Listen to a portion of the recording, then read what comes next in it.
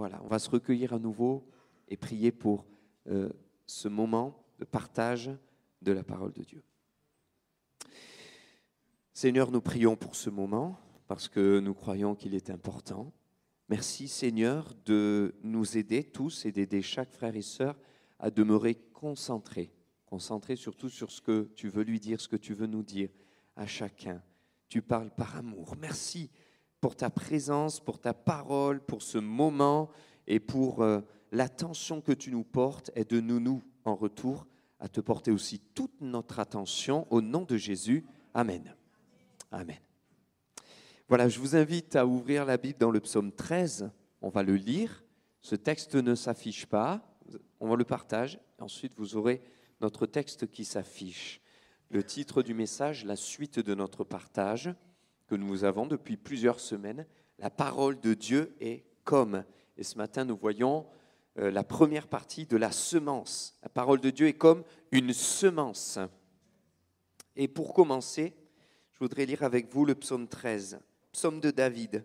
Et dès le verset 2, il exprime ce qu'il vit, sa souffrance, son chagrin, son besoin d'entendre Dieu, de voir Dieu agir. Verset 2, « Jusqu'à quand, Éternel, m'oublieras-tu sans cesse? Jusqu'à quand me cacheras-tu, ta face? Jusqu'à quand aurai-je des soucis dans mon âme et chaque jour des chagrins dans mon cœur? Jusqu'à quand mon ennemi s'élèvera-t-il contre moi? Regarde, réponds-moi, Éternel, mon Dieu, donne à mes yeux la clarté, afin que je ne m'endorme pas du sommeil de la mort, afin que mon ennemi ne dise pas « je l'ai vaincu » et que mes adversaires ne se réjouissent pas si je chancelle. Moi, j'ai confiance en ta bonté. Et j'ai de l'allégresse dans le cœur à cause de ton salut. Je chante à l'Éternel, car il m'a fait du bien. Amen. Voilà, c'est ma prière, j'espère votre prière, votre désir, de pouvoir faire cette prière, dire ce cantique, le faire vôtre et le vivre surtout en sortant de ce lieu à chaque réunion, vivre au quotidien, de dire c'est vrai, quand je passe par des moments où je ne sais plus où j'en suis et je dis Seigneur, où es-tu ? Est-ce que tu m'as oublié? Est-ce que tu m'entends? Est-ce que tu me vois? Est-ce que tu me parles? De pouvoir dire j'ai eu cette vie, j'ai eu cette démarche, je suis passé par cette situation, mais à la fin, j'ai pu dire, moi, j'ai confiance en ta bonté. L'Éternel m'a fait du bien. Le Seigneur veut nous faire du bien. Le Seigneur veut ton bien. Le Seigneur veut te faire du bien. Alors peut-être as-tu dit, comme David, Seigneur, où es-tu? Je ne t'entends pas. Et le Seigneur dit, oui, j'agis pour te faire du bien. Et le Seigneur agit comment? En envoyant sa parole, parole de vie, parole éternelle. Parole qui est comme une semence qui tombe en terre, qui porte son fruit, qui produit du fruit. La parole qui agit dans notre cœur. La parole qui restaure, qui relève, qui réconforte. La parole qui encourage, qui console et qui rassure. Sa parole est comme une semence. La volonté de Dieu, c'est de nous rappeler qu'à la fin, il a toujours le dernier mot. Le Seigneur a toujours le dernier mot. Vous voyez, ça commence mal quand on lit le psaume, mais peut-être que c'est pour ça qu'on les aime, parce que ça nous parle.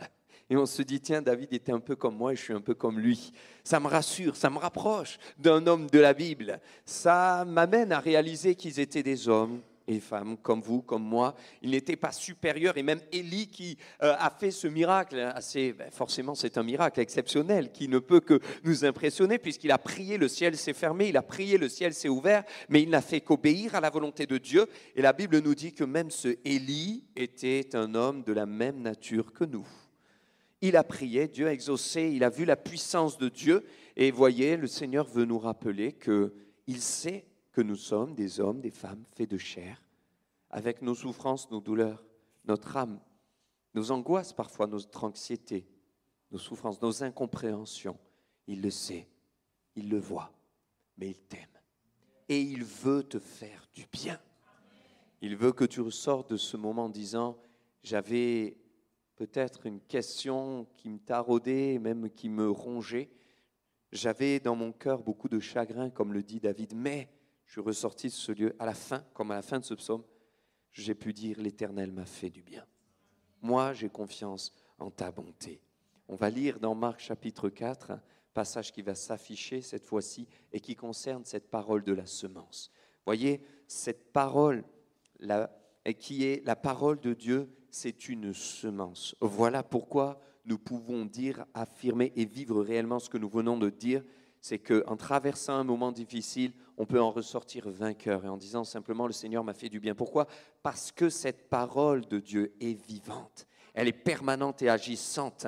Faut-il qu'elle tombe dans notre cœur, dans un cœur réceptif, un cœur souple, malléable, façonnable, un cœur que le Seigneur veut former. Quand cette parole y tombe, elle produit la foi qui naît d'un cœur, qui crie à Dieu et qui prie, mais en vérité, qui ne prononce pas des paroles répétées, des répétitions de prière ou des choses qui viennent de la religiosité, mais qui parlent de tout son cœur. Donc nous vous encourageons à avoir cette démarche de cœur, je vous encourage à avoir cette démarche de cœur, de dire Seigneur, quand je prie, je veux que ce soit mon cœur qui soit connecté au tien et qui t'exprime réellement ce que je vis. Alors je pourrais dire comme David, ça n'allait pas du tout, mais j'ai confiance en ta bonté. Et je peux dire aujourd'hui, l'Éternel m'a fait du bien. Marc chapitre 4, Jésus se mit de nouveau à enseigner au bord de la mer. Une grande foule s'étant assemblée auprès de lui, il monta et s'assit dans une barque sur la mer. Toute la foule était à terre sur le rivage. Il leur enseigna beaucoup de choses en paraboles et leur dit dans son enseignement, « Écoutez, un semeur sortit pour semer. Et comme il semait, une partie de la semence tomba le long du chemin. Les oiseaux vinrent et la mangèrent. Une autre partie tomba dans un endroit pierreux où elle n'avait pas beaucoup de terre. Elle leva aussitôt parce qu'elle ne trouva pas de sol profond. Mais quand le soleil parut, elle fut brûlée et sécha faute de racines. Une autre partie tomba parmi les épines, et les épines montèrent et l'étouffèrent, et elle ne donna point de fruits. Une autre partie tomba dans la bonne terre, elle donna du fruit qui montait, croissait, et elle rapporta 30, 60 et 100 pour un. Puis il dit que celui qui a des oreilles pour entendre, entende. Et lorsqu'il fut en particulier, ceux qui l'entouraient avec les 12 l'interrogèrent sur les paraboles. Et il leur dit, c'est à vous qu'a été donné le mystère du royaume de Dieu, mais pour ceux qui sont dehors, tout se passe en parabole, afin qu'en voyant, ils voient et n'aperçoivent point, qu'en entendant, ils entendent et ne comprennent point, de peur qu'ils ne se convertissent et que les péchés ne leur soient pardonnés. Il leur dit encore, vous ne comprenez pas cette parabole. Comment donc comprendrez-vous toutes les paraboles ? Le semeur sème la parole. Les uns sont le long du chemin où la parole est semée, et quand ils l'ont entendue, aussitôt Satan vient et enlève la parole qui est semée en eux. Les autres, pareillement, reçoivent la semence dans les endroits pierreux, et quand ils entendent la parole, ils la reçoivent d'abord avec joie, mais ils n'ont pas de racines en eux-mêmes. Ils manquent de persistance, et dès que survient une tribulation ou une persécution à cause de la parole, ils y trouvent une occasion de chute. D'autres reçoivent la semence parmi les épines. Ce sont ceux qui entendent la parole, mais en qui les soucis du siècle, la séduction des richesses et l'invasion des autres convoitises étouffent la parole et la rendent infructueuse. D'autres reçoivent la semence dans la bonne terre. Ce sont ceux qui entendent la parole, la reçoivent et portent du fruit 30, 60 et 100 pour un. Amen. C'est la première partie qu'on voit ce matin et on va rester axé sur la semence avant d'aller, bien sûr, à l'essentiel aussi. Ce que Dieu nous demande au travers de cette parabole, c'est nous-mêmes de nous remettre en question, de nous regarder dans le miroir, quel est mon état de cœur en fin de compte.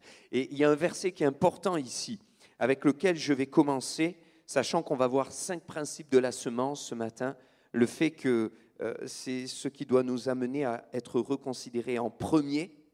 Deuxièmement, la semence, elle est porteuse de vie. Troisièmement, elle me parle de surnaturel. Quatrièmement, la semence est toujours plus petite que la récolte. Et cinquièmement, la semence nécessite la foi. Premièrement, c'est quelque chose à considérer en premier. Alors, est-ce le pasteur Nathanaël qui le dit ? Non. Je ne fais que lire ce que Jésus lui-même a dit en parlant de cette parabole et en l'expliquant. Au verset 13, il le dit. On l'a lu ensemble. « Vous ne comprenez pas cette parabole, comment comprendrez-vous les autres ?» Donc le Seigneur interpelle. Ici, ceux qui lui demandent, mais Seigneur, on ne comprend pas. On ne comprend pas cette parabole. Et pourquoi est-ce que tu nous parles en parabole? Explique, s'il te plaît. Et là, le Seigneur va mettre en avant un principe fondamental que nous devons comprendre. Déjà, cette parabole de la semence est fondamentale. Et le Seigneur est en train de dire, si vous voulez comprendre le reste, il faut commencer par là. Mais pourquoi? Parce que la parabole de la semence, c'est la parabole de la parole elle-même. C'est la parole qui tombe dans nos cœurs. La parole qui tombe dans une terre. Et le Seigneur cherche des cœurs tels une terre qui est souple, malléable, qui va recevoir la semence de la bénédiction et qui va la recevoir d'une manière ouverte, disponible, disposée, comme David qui disait ô Dieu, crée en moi un cœur pur, renouvelle en moi un esprit bien disposé. Dieu est le Dieu des commencements et il est le Dieu des recommencements. Et il est en train de nous dire, peut-être même pour quelqu'un qui est converti depuis très longtemps, baptisé depuis 20 ans, 30 ans, 40 ans, 50 ans, de dire oui, mais il y a un principe fondamental qui nous amène à reconsidérer nos voies, un principe fondamental qui nous amène à recommencer, parce que Dieu est le Dieu des commencements, mais le Dieu des recommencements avec lui. C'est de revenir à un cœur bien disposé pour écouter la parole. Parce que si mon cœur n'est pas bien disposé, je peux entendre 20 prédications, 154 prédications, je peux lire tous les chapitres d'un livre et ne rien recevoir et repartir tel que je suis arrivé. Il n'y a aucun fruit, aucun changement, aucune transformation à cause non pas de la parole, non pas de la semence, mais à cause de l'état de mon cœur. Donc en clair, le Seigneur est en train de dire, je vais vous dire beaucoup de choses, j'ai beaucoup de choses à vous enseigner, des choses du royaume, des paroles du royaume des cieux, du royaume de Dieu, des choses éternelles qui concernent la vie éternelle, l'espérance, des choses fondamentales, essentielles pour l'être humain, les choses les plus importantes. Mais avant de vous le dire, il faut d'abord que je vous parle de la parabole de la semence, parce qu'elle parle de 4 terrains et de 4 cœurs. Si donc je vous dis tout ce que j'ai à vous dire, mais que le terrain n'est pas propice à la recevoir, je vais parler, mais il n'y aura pas de fruit. Pas le fruit que j'aurais escompté. Je vais parler, dit le Seigneur. Je vais délivrer ma parole, mais il n'y aura pas la transformation, la vie, l'abondance, la multiplication que j'aurais désiré ou voulu à la base. Il est donc important, d'abord, de comprendre la parabole de la semence. Et si vous dites, mais je l'ai lu 150 fois, je l'ai lu depuis 15 ans, eh bien de reprendre le texte, de revenir à la base, d'accepter la main du Saint-Esprit qui est tendue vers vous, de la saisir et de dire, ok Seigneur, je reviens aux bases. Je te laisse revisiter les bases avec moi. Je te laisse sonder mon cœur à nouveau. Sonde-moi, ô Dieu, me montrer où j'en suis. Je te laisse travailler mon âme afin que toute racine, rapine, amertume, rancune, mauvaise attitude, désobéissance, sentiment de rébellion, toutes ces choses soient extirpées, que toutes ces pierres soient ôtées de la terre de mon cœur, afin qu'ensuite, lorsque tu voudras me parler, la parole de la semence puisse produire son effet. Pourquoi cette parabole est prioritaire? Pour ce premier point que nous venons de voir. Je disais ce matin, il y a un étudiant en langue étrangère, alors c'était une langue orientale et je ne me souviens plus exactement laquelle, mais qui dans un cours me racontait qu'il est arrivé en retard et il n'a pas reçu le début de la consigne. La consigne consistait à écouter un mot en particulier qui revenait souvent dans le texte qu'il devait écouter. Et si ce mot était suivi d'une longue pause, il avait une signification. Si ce mot était suivi d'une phrase plutôt longue, il avait une autre signification. Mais n'ayant pas eu cette consigne, il est arrivé dans le cours, un petit peu en retard, il a écouté avec les autres, un quart d'heure d'écoute, et il est ressorti, il n'a rien compris. Il a tout écouté, mais il n'a rien compris, contrairement aux autres. Et il leur disait, tu as compris? Oui, j'ai compris le sens général. Mais comment tu as fait? Parce qu'il avait manqué le début de la consigne.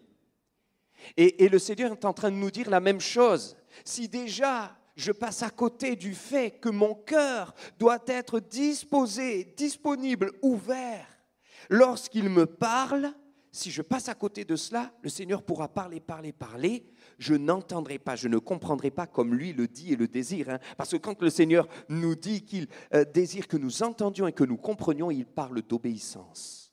Il parle de soif de connaître sa parole, pas de connaître intellectuellement, pas de connaître juste pour connaître tous les noms des tribus, etc. Et si vous les connaissez, c'est très bien.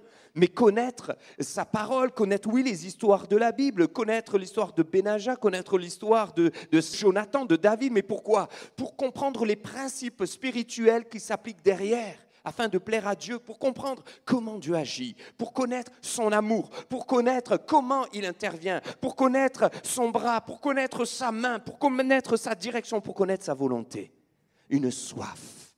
Alors le Seigneur nous dit, il faut revenir à cet état de cœur d'enfant qui reçoit cette parole. Cette parabole est comme des prémices, c'est prioritaire. Pourquoi ? Eh bien parce qu'elle est aussi dans une série, et vous pourrez, si vous le désirez, relire tout le chapitre 4 de Marc, mais dans une série de paraboles de semences. Et le Seigneur ne parle pas que de cette parabole-là précisément, concernant la semence, mais il y en a deux autres. Et donc il y a une chronologie, il y a celle-ci, puis et un peu plus loin, il parlera de la semence qui croît, qui grandit dans le secret, hein, l'image de la parole de Dieu qui produit son effet, et c'est le royaume de Dieu qui grandit en silence, et vous le savez comme moi, les gens ne voient pas toujours ce qui se passe dans nos cœurs, n'est-ce pas ? Mais la parole de Dieu peut produire son effet intérieur. Et puis ensuite, il parle d'une troisième parabole, c'est celle du grain de sénévé qui a une fin majestueuse et qui nous parle aussi des petits commencements mais qui ont une grande destinée dans la puissance de Dieu. Donc il y a une chronologie. Et avec le Seigneur, il y a toujours un ordre des choses. Il y a toujours une chronologie. Le Seigneur a choisi que cette semence tombe en terre et ensuite elle va croître, elle va grandir. C'était son désir. Et puis, le troisième point important à comprendre, c'est que, et on l'a lu, cette parabole commence avec cette parole, Jésus dit « écoutez, écoutez ». Ça nous amène à être attentifs. Un semeur sorti pour semer. Et Jésus lui-même pourra exprimer que si le grain de blé ne tombe en terre et ne meurt, il ne peut pas porter beaucoup de fruits. Cette semence. Mais de qui parlait-il ? De quoi parlait-il ? Il parlait de lui-même, Jésus-Christ, qui allait mourir, et il prend cette image. Si moi, Seigneur Jésus-Christ, Messie oint venu pour vous sauver, si je ne meurs pas à la croix, et je ne pourrai pas porter beaucoup de fruits. Mais alors je vais donner ma vie. Et il avait pris cette image, si le grain de blé ne tombe en terre et ne meurt, il ne peut porter de fruits. Mais s'il tombe en terre, s'il meurt, il porte beaucoup de fruits et tous se réjouissent. Jésus prend cette image. Pourquoi ? Parce qu'il est lui-même la semence par excellence. Il est la semence parfaite. Il est la parole faite chair. Et comme la semence, c'est la parole de Dieu qui tombe dans les cœurs, eh bien, la parabole de la semence, avant toute chose, c'est la parabole de la présence de Jésus-Christ, la parole faite chair. Jésus-Christ qui vient et qui est déposé, rempli, répandu dans nos cœurs par le Saint-Esprit, dans le cœur de ceux qui lui appartiennent. Et c'est là qu'il porte du fruit, c'est-à-dire qu'il travaille dans nos cœurs, c'est lui qui nous convainc, c'est lui qui nous parle, qui nous éclaire par le Saint-Esprit. Il y a là tout simplement, j'ai envie de dire, quelque part en voile lointain, l'amour de Dieu exposé aux êtres humains. Un semeur sorti pour semer. C'est d'abord l'amour de Dieu qui nous a vus dans notre condition et qui a dit « je ne vais pas vous laisser, mais je vous aime tellement ». Je vais envoyer ma semence. Et Jésus est sorti de son ciel de gloire, il est sorti de sa félicité, sa majesté divine où il était adoré, loué par les saints anges. Il est descendu jusqu'à nous. Il a été cette semence qui est tombée en terre et qui, par le Saint-Esprit, porte du fruit dans nos cœurs. C'est le Saint-Esprit qui peut nous transformer, nous changer, nous façonner, nous former, afin que nous ayons un caractère différent, afin que nous soyons des lumières là où il nous a placés. Ça, c'est le Saint-Esprit. Autrement dit, il y a là comme un aperçu de la Trinité, un semeur sorti pour semer et qui fait tomber la semence. C'est le Père qui envoie le Fils qui est la semence, et le Saint-Esprit qui, au travers de la semence, de la présence de Christ en nous, produit du fruit dans nos cœurs et dans nos vies. C'est primordial de le comprendre parce que ça me rappelle que je ne suis rien sans lui. Que s'il n'y a pas la présence de Jésus dans mon cœur, je ne peux pas continuer à espérer. Que s'il n'y a pas la présence du Saint-Esprit qui ranime ma foi s'estompe et elle finit par mourir. C'est lui qui est la semence de vie, qui me donne la vie. C'est lui qui me permet d'aller de l'avant. Deuxièmement, la semence est porteuse de vie. Jean chapitre 1er et au verset 4, il y a là, vous le savez comme moi, la parole faite chair qui est Jésus-Christ lui-même et qui dès le commencement était présent. Elle a habité parmi nous, pleine de grâce et de vérité, il s'agit de Jésus, et nous avons contemplé sa gloire, une gloire comme la gloire du Fils unique venu du Père. Et l'apôtre Jean dira plus loin, en elle était la vie, et la vie était la lumière du monde. C'est dans la semence qu'est la vie. La semence est porteuse de vie. Vous ne trouvez pas ça extraordinaire? Vous prenez une petite graine là, elle est porteuse de vie. Et vous vous dites, je vais la planter et il va se passer quelque chose. Et avec ça, les gens ne croient pas en Dieu. La semence est porteuse de vie. Et Paul disait aux Éphésiens, chapitre 1er, verset 4, verset 7, verset 9, verset 11, verset 13. En lui, nous avons la rédemption par son sang, la rémission des péchés. En lui, nous sommes aussi devenus héritiers, prédestinés avec Christ, suivant la résolution de celui qui opère toutes choses d'après le conseil de sa volonté. En lui, vous aussi, après avoir entendu la parole de vérité, l'évangile de votre salut, en lui, vous avez cru et vous avez été scellés du Saint-Esprit. En lui. C'est extraordinaire, hein? Attaché en lui. La graine ne peut pas porter de fruits, la semence ne produira pas de fruits si elle reste en surface, si elle est posée et qu'elle sèche. Non, il faut qu'elle tombe en terre. Il y a là comme une image forte de communion intense. Christ en moi et moi en lui. C'est en lui que j'ai la vie, en lui que j'ai le salut, en lui que j'ai le rachat, en lui que j'ai la force, en lui que j'ai la restauration. Il y a comme un attachement. En lui, vous avez été sauvés. En lui. Et je demeure en lui. Parce que la semence est porteuse de vie, je dois demeurer en lui et réaliser que cette semence va réellement produire cette vie. Seigneur, quand ta parole vient dans mon cœur, je veux que cette semence porte du fruit et produise du fruit en lui. Ne négligeons pas ce qui est porteur de vie. On peut négliger des objets, on peut jeter à la poubelle des papiers, on peut parfois négliger les appareils qu'on a, mais on ne néglige pas un enfant, parce qu'un enfant a la vie. La semence est porteuse de vie. Elle est porteuse de vie. Je dois en être conscient et ainsi avoir un rapport avec la parole de Dieu qui va de soi. Seigneur, ta parole et cette semence, elle est porteuse de vie. Je dois le réaliser, la faire mienne, la chérir dans mon cœur, te dire, mais parle-moi, Seigneur, et que cela ait un impact comme tu le désires. Troisièmement, la semence me parle de surnaturel. Réalisons le surnaturel de Dieu. Regardez ce passage de l'apôtre Pierre qui dit « Ayant purifié vos âmes en obéissant à la vérité pour avoir un amour fraternel sincère, aimez-vous ardemment les uns les autres de tout votre cœur, puisque vous avez été régénérés non par une semence corruptible, mais par une semence incorruptible, par la parole vivante et permanente de Dieu. » Amen.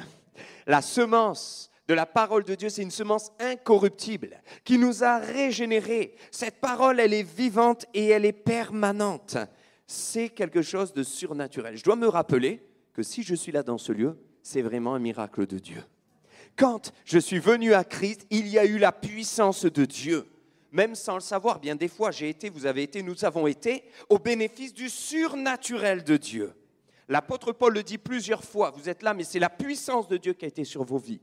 Tu es sauvé, mais c'est la puissance de Dieu qui t'a sauvé. Tu as demandé pardon, mais c'est la puissance de Dieu qui t'a permis de demander pardon parce que ton cœur était si dur. Jamais tu aurais pu être sauvé. Le surnaturel de Dieu. Nous devons, en tant que chrétiens, réaliser le surnaturel de Dieu dans nos vies, mes frères et sœurs, et le remettre au cœur de notre quotidien. Non pas le spectacle pour le spectacle, mais réaliser que Dieu est le Dieu du surnaturel. La prédication de la croix est une folie pour ceux qui périssent, mais pour nous qui sommes sauvés, elle est une puissance de Dieu.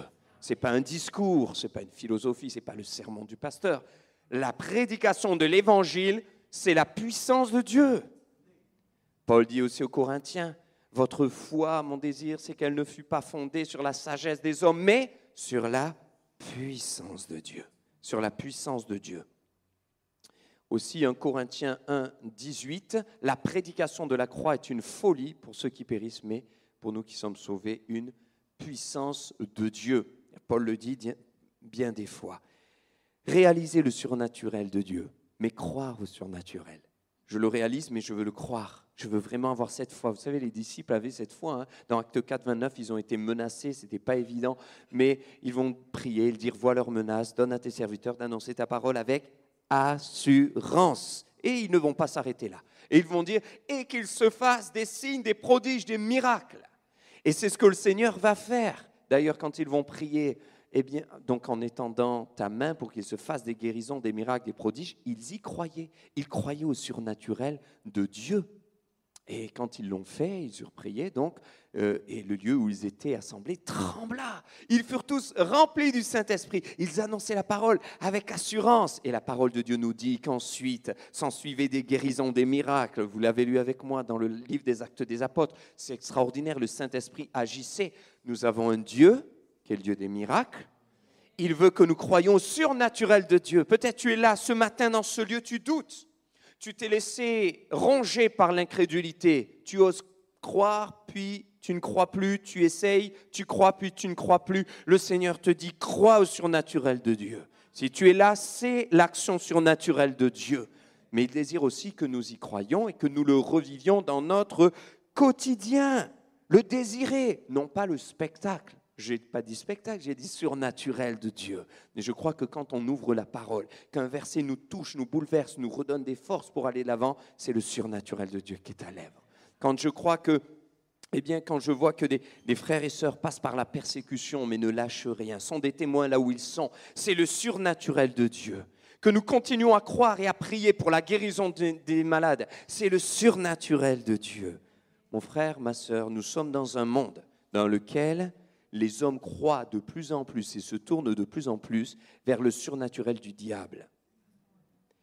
Les guérisseurs, voyant ceux qui arrêtent le feu, ceux qui pensent aussi agir au nom de Dieu, mais ne le font pas au nom de Dieu et qui sont mus par des puissances ténébreuses. Mes frères et sœurs, nous sommes dans cette société-là qui remet de plus en plus en question la puissance de Dieu, par contre qui a de plus en plus d'aspiration vers les choses occultes. Nous sommes dans les temps de la fin et l'Église de Jésus-Christ est appelée à relever le défi de croire et de vivre le surnaturel de Dieu pour démontrer aux hommes que notre Dieu est vivant, notre Dieu est présent, notre Dieu est puissant. Ce que nous disons, ce n'est que la parole de Dieu et la parole de Dieu est la vérité. Amen. Amen. Quatrièmement, la semence est toujours plus petite que la récolte. J'ai dit toujours plus petite, mais pas moins précieuse. Parce qu'elle est les prémices. Et c'est ce que l'apôtre Paul disait aux Corinthiens dans la première lettre, chapitre 15. Et au verset 20, il dira que Jésus-Christ qui est mort, il est ressuscité. Et il est les prémices de vous qui êtes enfants de Dieu, prémices de tous ceux qui sont morts en Christ. Il est les prémices. Lui qui est mort à la croix, mais qui est ressuscité. Ça veut dire qu'il a déjà inauguré la route. Il est le premier. Et vous savez, cette petite graine que l'on voit, qu'on va planter, que le semeur va semer, elle est toute petite. Mais vous avez déjà vu ces arbres, vous avez déjà vu ces récoltes qu'une seule graine peut engendrer. C'est extraordinaire quand même. Elle est petite, mais dans le but de récolter beaucoup. Christ est venu, il est les prémices des chrétiens. C'est pourquoi Christ étant venu, il a donné naissance à plein de petits Christ. Et nous sommes des chrétiens, et chrétien veut dire petit Christ. Ça a été la naissance de ceux qui croient. Aujourd'hui, il y a des millions de chrétiens sur la surface de la terre qui ont placé leur foi en Jésus. Certains sont partis, nous ont précédés dans la gloire, mais nous sommes là comme la récolte des prémices du Seigneur qui a semé afin de nous donner la vie éternelle. C'est pourquoi nous devons avoir la foi. Et dans Jean chapitre 14, verset 12, il est dit, c'est Jésus qui le dira, « Celui qui croit en moi fera aussi les œuvres que je fais, il en fera de plus grandes parce que je m'en vais au Père. De plus grandes, non pas que nous serons plus grands que le Seigneur, ou que nous ferons des choses plus grandes en termes de proportion, de puissance ou pour impressionner, non, mais en nombre parce qu'un grain qui en a donné 30, alors 30 peuvent aussi donner autour d'eux, qui vont aussi donner ensuite, et puis ceux qui ont été semés vont ensuite aussi donner. C'est une question de multiplication. Paul disait au Galates chapitre 3, verset 26, Galates chapitre 3, verset 26, « Car vous êtes tous fils de Dieu par la foi en Jésus-Christ. Il nous a engendrés. » Alors quand je regarde la parabole de la semence, je me dis, au verset 8, vous savez, on a la conclusion de ce qu'un grain va donner. Un grain en a donné 30. Mais ça, ce n'est pas un rapport de 100%. C'est un rapport de combien? 1 pour 30. Il y en a qui calculent. 3000%. Oui ou non? Il y a des mathématiciens là? Des bons en maths? Qui c'est qui est bon en maths, qui veut confirmer? C'est 3000%, c'est ça? Yes, c'est 3000%. 1 pour 60, ça fait combien? 6000%. Ce n'est pas du 100%, hein, c'est bien plus. Et 1%, ça fait combien? 10 000%. Il y en a qui se creusent la tête, qui calculent. Ça, c'est les mathématiques selon Dieu. Vous voyez? Dieu sème et la récolte, c'est 10 000%. C'est extraordinaire. Mais ça nous amène à avoir la foi, parce que ça nous rappelle quoi? Ça nous rappelle qu'avec 5 pains et 2 poissons, le Seigneur a nourri 25 000 personnes en moyenne, environ. Ça nous rappelle qu'avec 12 hommes, le Seigneur a pu transformer tout le bassin méditerranéen en évangélisant par des hommes remplis du Saint-Esprit. Ça nous rappelle qu'avec 300 personnes, 300 hommes qui étaient avec Gédéon, l'Éternel a donné la victoire à Israël contre 135 000 Madianites. Ça nous rappelle qu'avec un persécuteur repenti, le Seigneur permet l'écriture de près de la moitié de tout le Nouveau Testament. Ça nous rappelle qu'avec une maman qui a 5 enfants, pour qui c'est difficile, veuve, mais qui les élève de tout son cœur, qui prie avec eux, qui leur apprend à connaître le Seigneur, qui les aide à tourner leur regard vers Jésus, et qui a la foi pour eux, et qui a persévéré. Avec une maman, le Seigneur a transformé toute une région, parce que cette maman qui a cru, elle a élevé ses enfants comme elle pouvait, mais elle a parlé de Jésus. Et l'un d'eux est devenu un grand prédicateur en Amérique latine. Et des milliers d'âmes se sont converties par sa prédication. Mais ça a commencé par une maman. Les prémices. Regardez Jésus, un petit grain, plus grand que toute une récolte. Comment est-il venu? Comme un simple bébé, né de la Vierge Marie. Une graine, une semence porteuse de vie, du surnaturel de Dieu. Et aujourd'hui, des millions d'âmes qui ont été arrachées à l'enfer. C'est extraordinaire. Genèse 26, versets 12 à 14, il nous est parlé de Isaac, qui lui aussi a eu la foi, et donc il a semé. Isaac sema dans ce pays, il recueillit cette année le centuple, car l'Éternel le bénit. Amen. Et là, il y en a plusieurs qui vont dire, tant mieux pour lui, c'est super, il a semé, il a récolté au centuple.